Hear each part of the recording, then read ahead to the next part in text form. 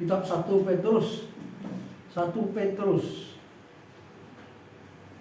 pasal 1 ayat 13 sampai ayat 25. 1 Petrus pasal 1 ayat 13 sampai ayat 25.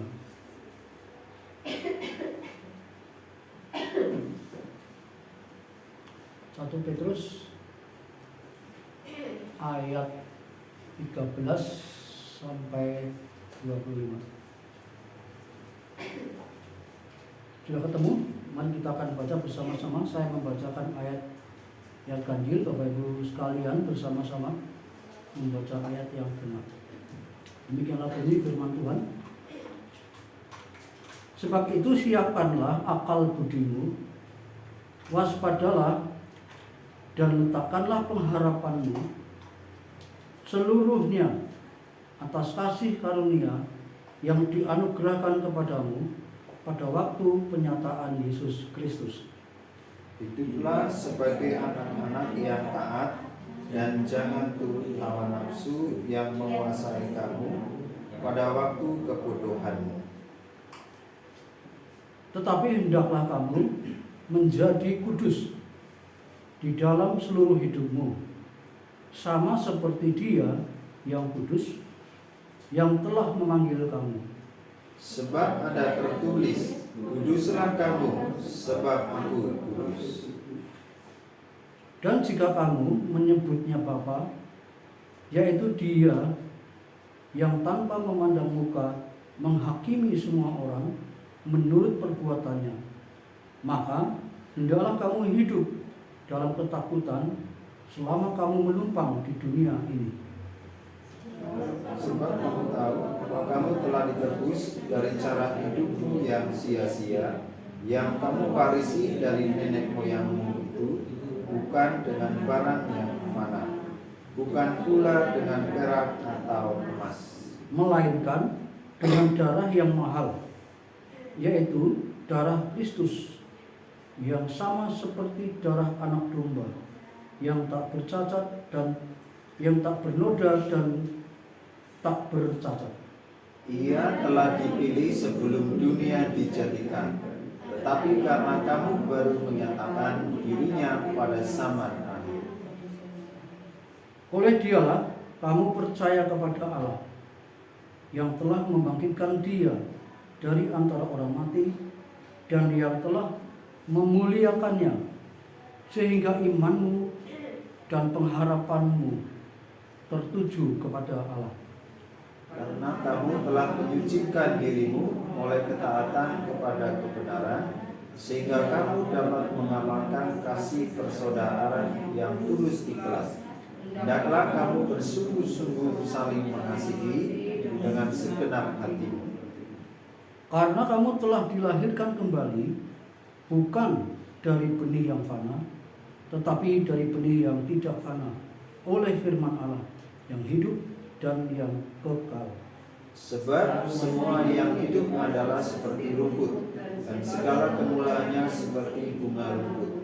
Rumput menjadi kering dan bunga gugur, Tetapi firman Tuhan tetap selama-lamanya. Inilah firman yang disampaikan Injil kepada kamu. Amin. Bapak yang dikasih Tuhan Yesus Kristus, mari kita akan berdoa terlebih dahulu.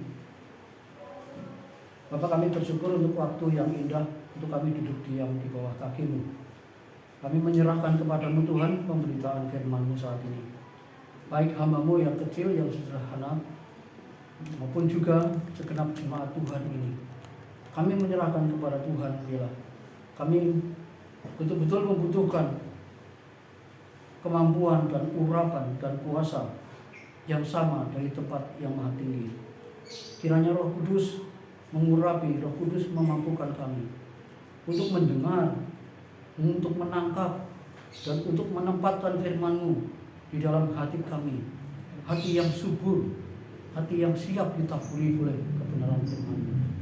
Karena hamba-Mu juga sama dengan jemaat-jemaat-Mu. Kami, firman-Mu ini untuk hamba-Mu juga, selain untuk jemaat-jemaat Tuhan. Oleh sebab itu Bapak, Kami rindu kiranya Roh Kudus yang menafsirkan, Roh Kudus yang menerjemahkan, Roh Kudus yang menjelmakan firman Tuhan ini ke dalam hati kami menjadi kebenaran dan rema. Sehingga firman Tuhan, kebenaran-Mu Tuhan pada saat ini mendatangkan transformasi rohani dan memuaskan hati kami secara rohani. Dalam nama Tuhan Yesus Kristus kami bersyukur. Amin. Bapak yang dikasih oleh Tuhan Yesus Kristus, saya mau judul khotbah pagi ini adalah membangun karakter taat.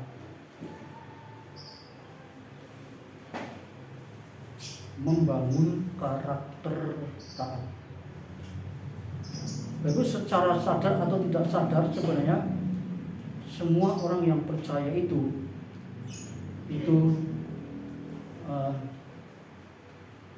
dipanggil oleh Tuhan untuk memiliki karakter. Alasannya ayat 2 pasal 1 ayat 2, yaitu orang-orang yang dipilih sesuai dengan rencana Allah Bapa kita yang telah dikuduskan oleh Roh supaya taat kepada Yesus Kristus dan menerima percikan darahnya. Bapak Ibu, jadi surat 1 Petrus ini ditujukan kepada orang-orang yang ada di perantauan, ya. Orang-orang yang ada di perantauan, yaitu yang ada di ayat 1 itu, yaitu yang atau orang pendatang atau orang perantauan yang tersebar di Asia, ya, di Pontus, di Galatia, di Kapadokia, di Asia Kecil, dan di Bitinia. Jadi ini ditujukan kepada mereka. Ini pembaca yang pertama. Lalu sampai sekarang ini tidak tahu pembaca yang keberapa. Tapi yang jelas Bapak Ibu yang dikasih oleh Tuhan Yesus Kristus bahwa Tuhan merindukan karakter anak-anak Tuhan itu sungguh-sungguh diperbaharui. Jadi membangun karakter taat dari kebiasaan taat sampai mendarah daging. Jadi membangun karakter taat itu dari kebiasaan taat, membiasakan diri untuk taat sampai ketaatan itu mendarah daging. Nah, itu khotbah ini juga untuk saya. Bukan berarti saya itu sudah hebat, ya. Bapak Ibu yang dikasih oleh Tuhan Yesus Kristus, lalu bagaimana caranya? Sementara Allah memanggil kita untuk taat, untuk menjadi orang-orang yang taat kepada Yesus Kristus. Taat itu artinya tunduk.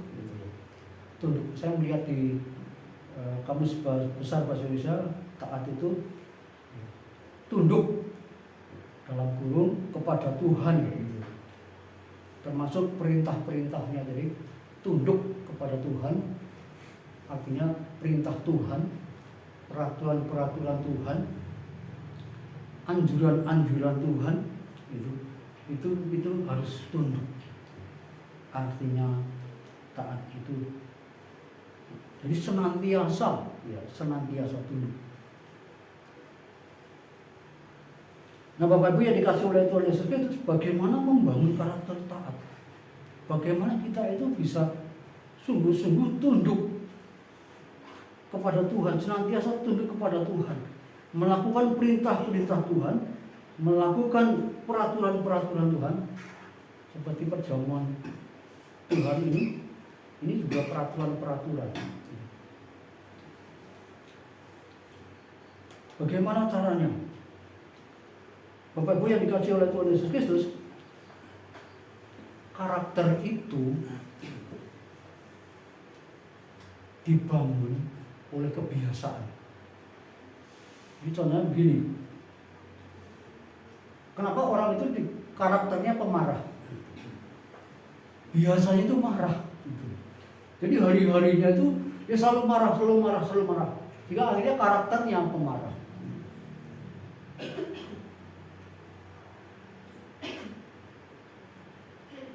Jadi kebiasaannya marah.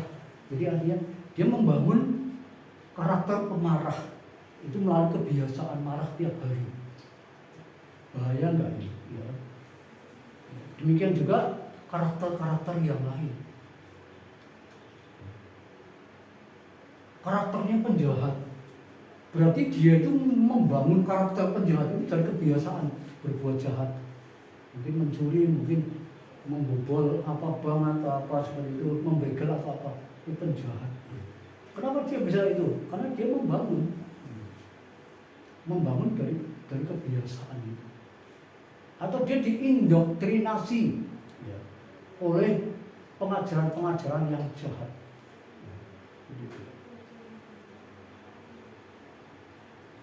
Nah demikian juga sebaliknya dengan karakter yang positif. Tadi karakter yang negatif. Karakter yang positif. Pagi ini kita belajar karakter taat. Bagaimana kita membangun karakter taat? Tentunya kita harus, yang pertama adalah membiasakan diri untuk taat. Bapak Ibu. Selama ini marah, akhirnya jadi pemarah terus. Sementara taat tidak dibiasakan. Jadi kehilangan karakter taat. Nah Tuhan pagi ini merindukan Bapak Ibu dan saya itu sungguh-sungguh membangun karakter itu. Caranya itu membiasakan diri untuk taat. Melatih diri untuk taat Bapak Ibu. Ada berapa peraturan? Ada berapa aturan-aturan yang ada di Alkitab kita ini? Banyak sekali Bapak Ibu. Banyak sekali. Lalu saking banyaknya peraturan, Bapak Ibu dan saya bilang, Tuhan, saya orang yang lemah. Tuhan tahu saya orang yang tidak mampu. Tuhan tahu saya orang yang begini. Bagaimana Tuhan? Peraturanmu begitu banyak. Nggak boleh gitu Bapak Ibu. Bapak Ibu, ada satu perkataan dalam firman Tuhan. Buluh yang terkulai itu tidak akan dipatahkan. Kenapa Bapak Ibu bilang, Tuhan aku tidak lemah, aku lemah. Tuhan kau tahu ya aku lemah. Maksudnya supaya aku enggak berjuang untuk taat. Ada juga yang dikatakan firman Tuhan, sumbu yang hampir padam itu tidak dipadamkan.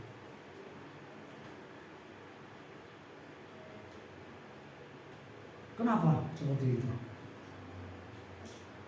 Kita harus datang kepada Tuhan dan kita harus menantikan Tuhan. Yesaya pasal 40 ayat 31. Mulai ayat 29 sampai 31. Kalau kita seperti buluh yang terkulai, kalau kita seperti sumbu yang hampir padam, kita mestinya datang menanti-nantikan Tuhan supaya datang kekuatan dari Tuhan itu. Jangan bilang Tuhan kau tahu aku lemah gak bisa maklumi ya Tuhan saya. Enggak gitu. Kita mesti datang kepada Tuhan. Dikatakan di situ pahlawan-pahlawan taruna-taruna itu lemah. Tapi orang yang menanti-nantikan Tuhan diberikan kekuatan. Orang yang berlari itu tidak akan capek. Orang yang berjalan tidak akan lelah. Karena ada kekuatan yang dari Tuhan. Nah di sini Bapak Ibu yang perlu kita cermati. Bagaimana kita membangun karakter yang taat ini. Yaitu dengan kebiasaan taat. Melatih diri untuk taat. Mulai dari yang kecil sampai dengan yang besar. Sampai kemudian ketaatan kita itu mendarah jadi. Nah, ini goalnya. Ayat 13. Sebab itu siapkanlah akal budimu. Siapkanlah akal budimu. Akal budi ini adalah berbicara tentang pikiran. Jadi siapkanlah pikiranmu. Hendaklah pikiranmu itu siap siaga. Gitu ya. Siap siaga. Jadi yang pertama-tama itu dari pikiran, Bapak Ibu. Mari kita berpikir, Tuhan, aku ingin membangun ketaatan. Masukkan dalam pikiran kita. Siapkanlah akal budimu. Ini yang kita belum tahu selama ini. Memang dari satu sisi dalam kitab Roma pasal yang ke-12 ayat 1, sebagai persembahan yang hidup kepada Tuhan, sebagai praktek daripada keselamatan hidup yang kekal oleh karena pembenaran oleh iman. Roma pasal 1 sampai 11, Roma 12 itu sampai 16, itu adalah praktek orang yang sudah diselamatkan, mempersembahkan tubuh yang hidup. Artinya di situ juga dikatakan ayat 2, pembaharuan budi. Kalau pembaharuan budi itu supaya kamu tidak sama dengan dunia ini, itu loh. Jadi siapkanlah pikiranmu, pikiran yang tidak sama dengan dunia ini, supaya kamu bisa membangun karakter yang taat. Kalau karakternya itu sudah taat, itu ya hebat. Selama ini kan talpil ya, taat ke gereja, terus sebentar tidak ke gereja, taat berdoa, sebentar tidak berdoa. Apa itu taat? Taat itu senantiasa tunduk, senantiasa melakukan. Yang kedua di sini katakan waspadalah. Waspadalah itu menuju kepada disiplin, Bapak Ibu. Jadi tadi yang pertama adalah siapkan pikiranmu, berpikirlah untuk taat, karena itu yang menjadi kerinduan Tuhan.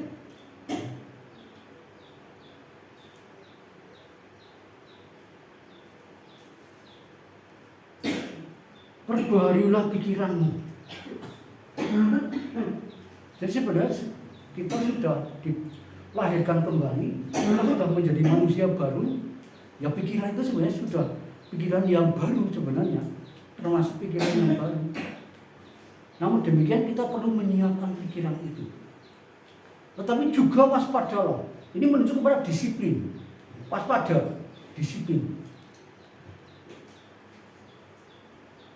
Nah, kalau kita hanya menyiapkan pikiran saja, lalu kemudian tidak melakukan, tidak melangkah, dalam arti yang disiplin itu, pelatihan itu, melatih diri itu, membiasakan diri untuk taat, ya tidak bisa.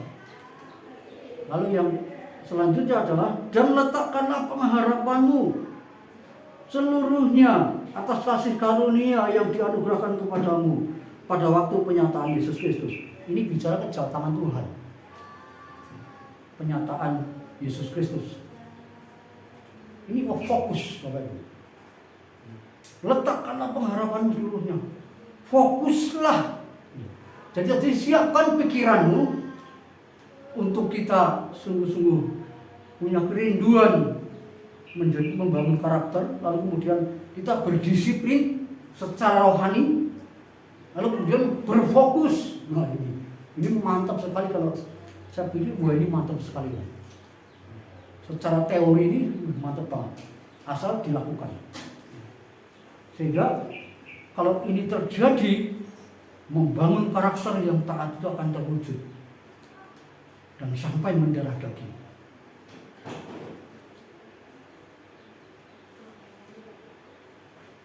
Bapak-bapak yang dikasih oleh Tuhan Yesus, saya bersyukur secara pribadi, saya bersyukur Bapak.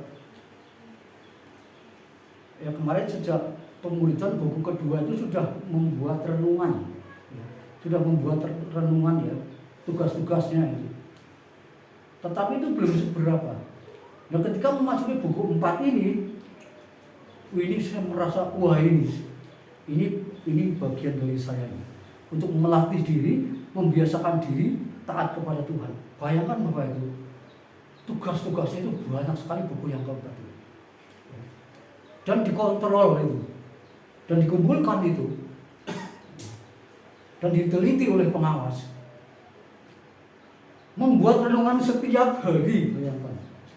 Bahan renungannya itu adalah bacaan Alkitab 8 pasal. Tiap hari 8 pasal, bayangkan. Dan setelah itu membuat renungan dari bacaan itu. Tiap hari Bapak Ibu. Saya sebelum itu sudah renungan tiap hari. Kalau disuruh tugas lagi, ini ada lagi. Lalu doa. Lalu ada saat teduh. Jadi membuat renungan, doa, saat teduh, hafal ayat, 2 ayat yang berbeda, hafalan ayat. Saya minggu pertama ketika masuk pemerintahan buku 4, Tuhan bagaimana ini saya seminggu itu bergumul Bapak Ibu. Dan untungnya itu ketika masuk buku pertama ini belum dimulai, puji Tuhan. Tuhan memberi kesempatan kepada saya untuk menyesuaikan diri dengan keadaan ini. Lalu mulai minggu yang kedua saya mulai beranjak. Karena seminggu itu sebelumnya itu saya sudah bersiap-siap bergumul dengan Tuhan. Tuhan bagaimana ini? Oh ya, saya ingat bulu yang terkulai tidak akan dipadamkan. Saya mesti datang kepada Tuhan. Ada kekuatan baru, ada semangat baru. Siapkan pikiran. Ayo berdisiplin. Waktunya doa pagi, bangun doa pagi. Itu Bapak Ibu. Terus sampai kamu nonton TV rencana berapa jam? 1 hari. Itu. Lalu kamu mau berangkat tidur malam jam berapa? Wah itu. Satu sisi sepertinya kok kayaknya nyongnya kayak orang bebas ya. Satu sisi. Tapi sisi yang positif saya lihat.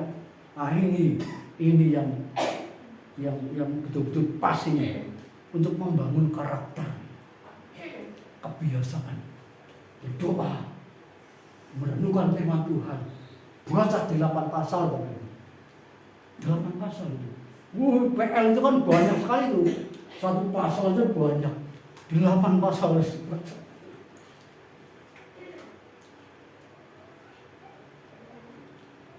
Bapak Ibu, siapkan pikiran.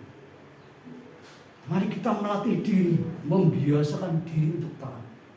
Saya merasa saya sedang berlatih diri sekarang untuk taat, membangun karakter itu.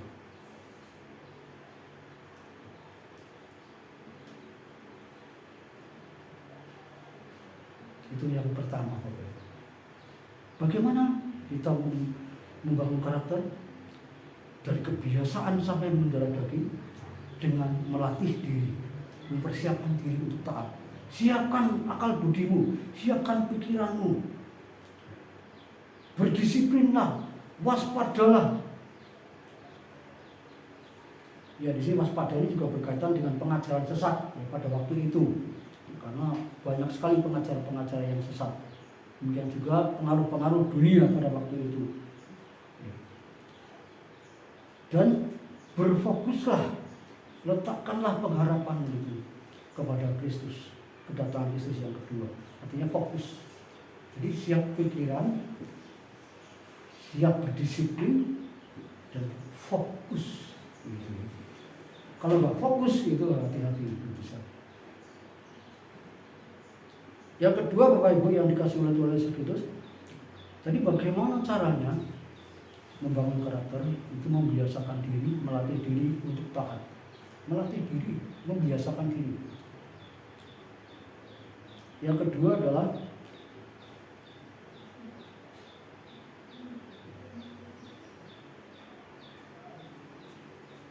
meresponi kebenaran atau isi Alkitab. Mengapa meresponi kebenaran? Karena kebenaran-kebenaran ini sebenarnya yang memotivasi kita. Kita dimotivasi oleh kebenaran-kebenaran ini. Jadi ada semacam konsep-konsep ya, atau doktrin-doktrin. Yang pertama adalah kalau saya lihat di sini itu tadi ayat yang ke-13.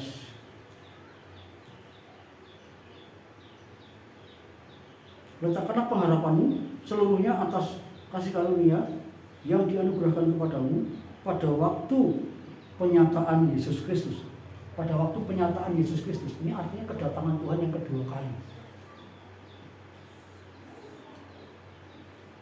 Bapak Ibu, secara teologis ya, secara rohani, secara teologis, seseorang itu kedatangan Kristus yang kedua itu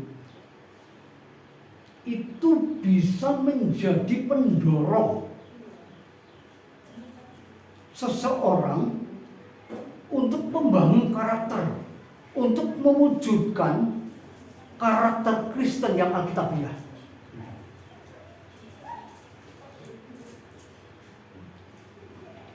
Jadi kalau kita itu mau taat, tetapi Kristus tidak datang yang kedua kalinya, sia-sialah. Tetapi ternyata Kristus itu adalah datang yang kedua kali. Ya ini sebenarnya ini sebenarnya isi utama Alkitab gitu ya. Yang terakhir adalah kedatangan Kristus. Tetapi sebelum Kristus datang itu juga sebenarnya ada juga di mana yang berkaitan dengan Kristus. Kristus itu lahir, Kristus itu pelayanan, Kristus itu sengsara menderita, lalu mati, lalu dikuburkan, lalu pada hari ketiga bangkit, lalu kemudian setelah itu naik ke surga. Jadi kristologi ini doktrin atau ini konsep kristologi. Jadi dari kelahiran Kristus, lalu kemudian dari pelayanan Kristus, dari kematian Kristus, lalu kemudian kebangkitan Kristus, kenaikan Kristus, lalu kedatangan Kristus yang kedua kali. Ini semuanya doktrin, sifatnya doktrin, dan ini pengajaran, dan ini konsep. Bapak Ibu, konsep-konsep ini sebenarnya itu mendorong kita dan harus diresponi dengan benar. Karena ini mendorong kita semua untuk kita bisa taat, membangun karakter yang taat itu. Tapi dari sisi kita itu, kita menyiapkan pikiran kita. Kita membangun disiplin kita secara rohani. Dan kita fokus dengan apa yang dikehendaki oleh Tuhan. Nah, dari sisi doktrin, dari sisi Allah itu, dari sisi Kristus adalah itu. Yaitu isi utama Alkitab itu. Seperti dinubuatan oleh perjanjian lama, bukan Kristus itu. Kristus dinubuatan oleh PN, lalu digenapi di PB. Jadi isi utama Alkitab itu, hanya Kristus, kesaksian Kristus saja, gak ada yang lain. Isi utamanya. Dan bagian-bagian yang lain itu.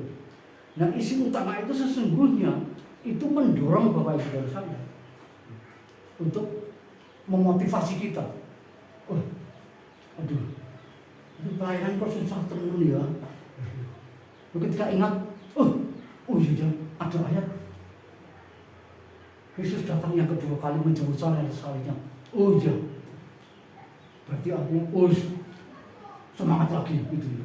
Karena didorong lagi, disemangati lagi. Karena Yesus datang yang kedua kali. Itu pengharapan kita, Bapak Ibu. Pengharapan gereja. Artinya pengharapan Maranatha. Jadi kalau kita kerja keras, kita itu lalu kita jadi kaya, lalu kita jadi sukses, kayak ini surat para Tuhan datang gitu ya. Karena hidupnya pelayanan itu sukses, sudah dicukupi, kaya raya gitu. Kayaknya loh. Tapi orang Kristen mungkin tidak kaya dan itu, Tuhan cepat datang Tuhan, aku tidak tahu pergumulan hidup di dunia itu. Bukan itu Bapak Ibu ya. Pokoknya kita jalan saja. Tetapi juga jangan lupa Kristus datang yang kedua kali. Walaupun kita itu tidak sampai melihat Kristus datang yang kedua kali, nanti kita akan dibangkitkan dari kematian kita. Tetapi sebelum kita mati, sebelum kita meninggal, ini bangun dulu karaktermu. Wujudkan kekristenan kita yang alkitabiah.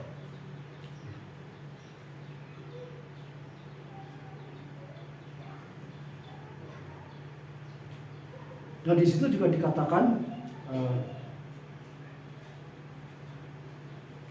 hiduplah dengan 14 sebagai anak-anak yang taat. Ayat 15, hendaklah kamu menjadi kudus. Ini juga sama ya. Ini sama bagian ini ya, taat kudus gitu. Itu menjadi bagian kita.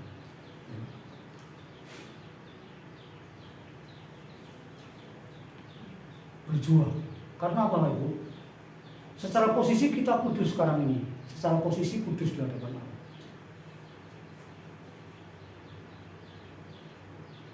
Tetapi tanggung jawab kita itu adalah bukan sampai di situ. Aku orang kudus ya. Iya betul memang. Tapi kita nggak boleh berhenti sampai situ. Ternyata itu ada kudus secara posisi, kudus secara pengalaman. Pengalaman itu ya di dalam kehidupan sehari-hari sebagai orang Kristen. Dan yang ketiga adalah kekudusan akhir. Ini hampir sama dengan ketaatan. Jadi mari kita jangan ongkang-ongkang kaki saja menjadi orang Kristen. Yang penting aku harus diselamatkan. Ongkang-ongkang kaki. Gak peduli dengan pelayanan, gak peduli dengan ibadah. Jangan begitu. Kita harus ada kekudusan, kudus pengalaman, artinya kudus praktek, dan kudus secara akhir. Betul Bapak. Mari kita jangan santai-santai menjadi orang Kristen. Kita berjuang. Mari siapkan akal budi, siapkan pikiran itu. Berdisiplinlah, berfokuslah. Karena Bapak itu kudus Bapak itu. Maka kita harus kudus. Dan kita juga harus takut kepada Bapa. Takut itu bukan takut seperti takut dengan ular, tetapi takut penuh hormat kepada Tuhan. Takut penuh hormat. Jadi itu tadi kedatangan Tuhan. Konsep kedatangan Tuhan itu mendorong kita. Lalu yang selanjutnya adalah ayat yang ke-18. Sebab kamu tahu bahwa kamu telah ditebus dari cara hidupmu yang sia-sia. Ini pendorong yang kedua Bapak. Yang pertama, kedatangan Kristus. Yang kedua, penebusan Kristus. Dikatakan dalam ayat itu, sebab kamu tahu bahwa kamu telah ditebus. Bapak Ibu tahu nggak sih kalau Bapak Ibu sudah ditebus? Tahu nggak kira-kira? Ayat ini mengatakan sebab kamu tahu bahwa kamu telah ditebus. Coba Bapak Ibu menjawab pertanyaan ini dari ayat ini. Sebab kamu tahu bahwa kamu telah ditebus. Tahu nggak Bapak Ibu kalau sudah ditebus? Kalau Bapak Ibu merasa sudah ditebus, ayo belajar taat. Itu. Kalau Bapak Ibu sudah ditebus tapi tidak mau taat, menyia-nyiakan penebusan Kristus. Betul itu. Bahkan dalam kitab Ibrani itu kasar sekali itu. Menginjak-injak pengorbanan Kristus, menyia-nyiakan kasih karunia. Kalau sudah ditebus, Ayo kita belajar taat. Itu lebih mudah Bapak Ibu daripada orang yang belum merasa ditebus. Katakan dengan bersuara, aku sudah ditebus. Aku sudah ditebus. Kok cuma 2 orang? Berarti 2 orang yang sudah ditebus. Lebih katakan bukan.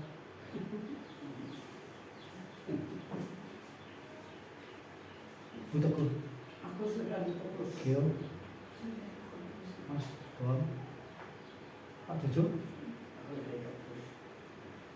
begini, Pak Nanang, Pak Subaran, Aku sudah ditebus. Mas Teguh, Aku sudah ditebus. aku sudah ditebus. Ini sungguh-sungguh loh ya. Tuhan ini melihat loh, mendengar loh perkataan Bapak Ibu. Jadi jangan main-main dengan perkataan Bapak Ibu. Kita harus tanggung jawab. Ini belajar tahu. Ini yang mendorong kita. Kalau mereka susah untuk taat karena mereka belum ditebus, gitu ya.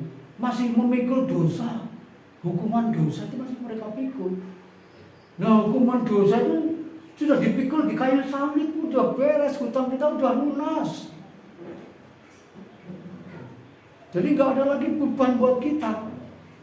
Dan Yesus datang, Matius 28 ayat 11. Marilah hai kamu yang letih lesu, datanglah kepadaku, aku memberi kelegaan padamu.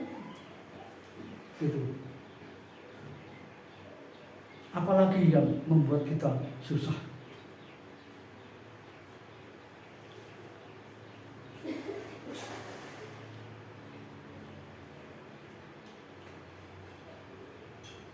Bapak-Ibu yang kecil Tuhan Yesus, yang selanjutnya adalah ayat yang ke-23. Karena kamu telah dilahirkan kembali bukan dari benih yang fana, tetapi dari benih yang tidak fana, oleh firman Allah yang hidup dan yang kekal. Nah ini firman Allah ini bertanya lagi, kamu sudah lahir baru belum? Tadi Bapak Ibu menjawab, aku tahu, aku sudah ditebus gitu. Sekarang yang kedua adalah wis lahir baru belum dijane. Pokoknya lahir baru ya. Ini ayat 23. Karena kamu telah dilahirkan kembali. Kalau Bapak Ibu merasa yakin bahwa Tuhan akan datang yang kedua kali, saya yakin sudah ditebus oleh darah Kristus. Jadi pikiran lama sudah sudah, artinya pikiran lama itu harus diubah karena kita sudah lahir baru. Kalau kita sudah lahir baru, itu pikiran lama itu sudah nggak ada. Artinya kita berproses kepada pikiran yang baru. Ya. Karena kalau belum, itu akan menghambat membangun karakter. Sangat menghambat. Yang namanya manusia baru, yang namanya kelahiran baru itu, mesti itu sungguh-sungguh sudah ditinggal yang lama, lalu yang baru itu datang. Jadi pikiran yang ada bagi orang-orang manusia baru, itu adalah pikiran yang baru. Walaupun tidak baru sekaligus, tetapi menuju kepada yang baru. Karena cara hidup yang lama itu sudah ditebus, bukan oleh barang yang fana, emas perak, tetapi oleh darah Kristus. Tradisi-tradisi yang lama, hidup lama, cara-cara hidup lama itu sudah ditebus.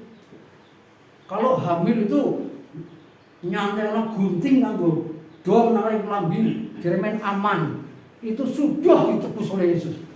Jadi nggak usah lagi menggunakan itu. Itu tradisi-tradisi yang tidak membangun. Itu hanya contoh saja. Jadi itu Bapak Ibu yang dari sisi Allah, dari sisi karya Tuhan yang sudah begitu rupa menyediakan sarana buat kita untuk kita meresponi Sehingga itu bisa mendorong, memotivasi Bapak Ibu dan saya dengan kebenaran itu, dengan doktrin itu, dengan konsep-konsep itu, sehingga kita bisa mengamalkan ketaatan kita. Mengapa kita sudah lama jadi orang Kristen tapi biasa-biasa saja? Ya itu.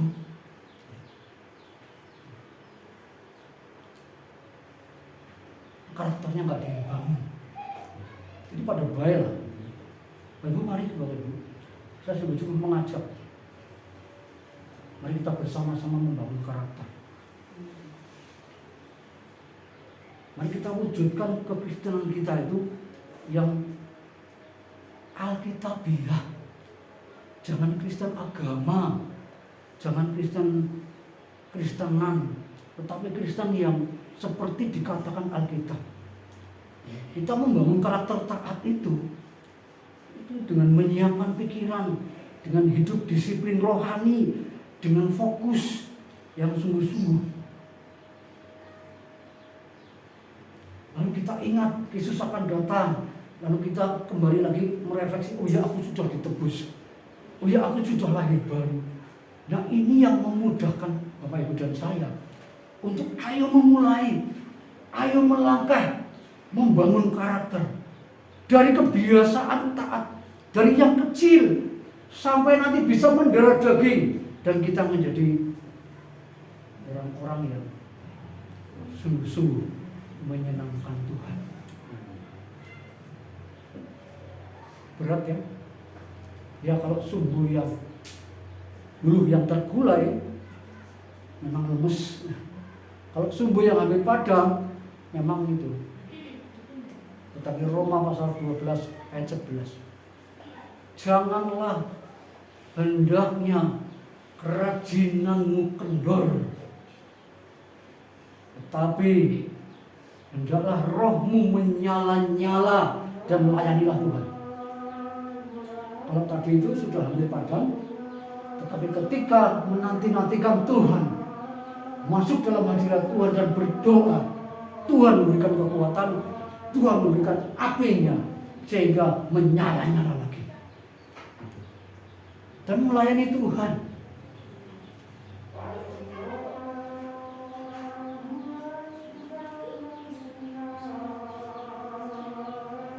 Lalu yang dikasih oleh Tuhan Yesus Kristus. Jadi mari hasilnya adalah ayat 22.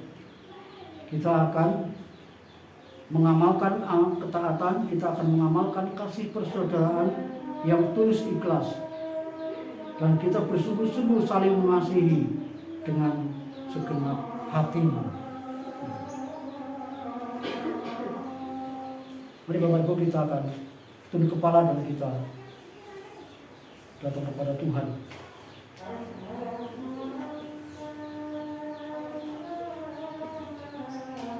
Mari kita meminta kepada Tuhan supaya Tuhan menyelidiki hati kita.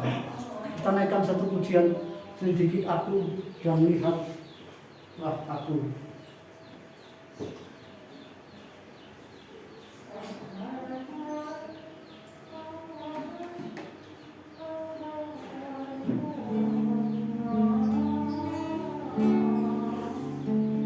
Bapak Ibu bicara.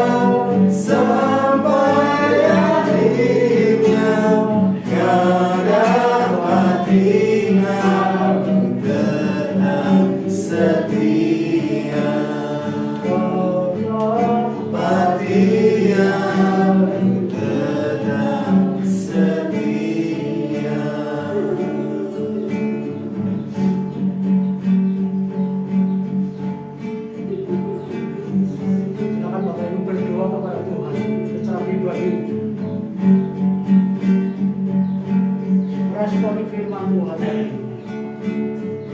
Yang tidak akan hilang adalah pengajaran-pengajaran para rasul dan pengajaran-pengajaran Kristus. Kedatangan Tuhan yang kedua kali itu pasti. Ini kebaikan Tuhan. Penebusan Kristus itu sudah terjadi. Dan ini kebaikan Tuhan. Lalu kemudian kelahiran baru. Karya-karya Tuhan ini yang luar biasa. Yang tidak bisa dilupakan. Mari kita alihkan perhatian kita. Bukan hanya kebaikan Tuhan, berkat-berkat hidup jasmani di dunia. Tetapi kita memfokuskan kepada kebaikan-kebaikan Tuhan itu. Itu akan membuat kita menjadi kuat. Mendorong kita menjadi semangat lagi. Walaupun kita secara manusia kita terbatas, tetapi ketika datang kepada Tuhan, kita menanti-nantikan Tuhan, Tuhan akan memberikan kekuatan yang baru. Dan kita akan berani melangkah, membangun karakter Kristen yang akibatnya. Ya Bapak, terima kasih Tuhan Yesus. Selidiki aku Tuhan. Karena hanya Engkau yang tahu isi hatiku. Engkau yang tahu imanku sekarang ini. Seberapa tebal, seberapa kuat, seberapa besar kepercayaanku kepadamu saat ini. Tidak ada yang tahu, tetapi Engkau Tuhan Maha tahu. Dan di hadapan-Mu Bapa kami mengaku di hadapan saat ini. Tapi kami juga bersyukur untuk satu kebenaran-Mu yang sangat indah. Bahwa Tuhan sebenarnya memanggil kami. Dan Tuhan merindukan atas kami. Supaya kami menjadi orang-orang yang sungguh-sungguh taat. Menjadi orang yang taat itu taat yang bersifat karakter. Taat yang bersifat mental. Punya mental karakter. Punya karakter taat. Punya mentalitas taat. Bukan setengah-setengah. Tapi kami juga mau berjuang Tuhan. Bersama dengan Engkau. Agar supaya ketika Yesus datang yang kedua kali, Engkau menjumpai kami, Engkau mendapati iman kami, Engkau mendapati kami Tuhan, bahwa kami telah berjuang dan kami telah sungguh-sungguh menikmati kebaikan-kebaikan itu. Mari Tuhan, jangan biarkan jemaat-Mu, jangan izinkan jemaat-Mu mengabaikan akan pengajaran-pengajaran dan kebaikan-kebaikan Tuhan itu. Itu menjadi motivasi yang sangat kuat. Motivasi dari surga, dari Allah sendiri. Supaya kami bertumbuh, supaya kami menjadi taat. Dan kami memiliki karakter Kristen yang bersifat alkitabiah. Terima kasih Bapak, terima kasih. Hamba-Mu selesai berbicara. Biarlah Roh Kudus yang akan menolong kami semua menerjemahkan lebih dalam, lebih jauh lagi, sehingga kami semakin diberkati oleh Roh Kudus. Dalam nama Tuhan Yesus Kristus kami bersyukur. Amin.